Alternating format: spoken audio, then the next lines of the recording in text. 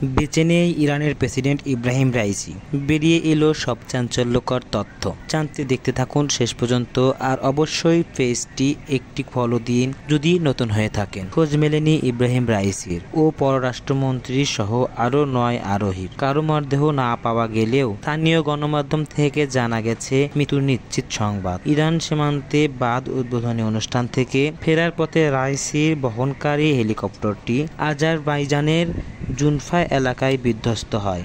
তুরস্ক সরকার 32 সদস্যের একটি উদ্ধারকারী পাঠালেও ভারী বৃষ্টি ও অতিরিক্ত কুয়াশার কারণে ব্যাহত হচ্ছিল উদ্ধারকারী দল। লম্বা সময় পর হেলিকপ্টারটি একেবারে বিধ্বস্ত অবস্থায় পাওয়া যায় বলে জানায় রয়টার্স। এই ঘটনার সাহায্যে হাত বাড়িয়েছে আর্মেনিয়া, আজারবাইজান, কাতার, সৌদি আরব, তুরস্ক এবং ইউরোপিয়ান কমিশন।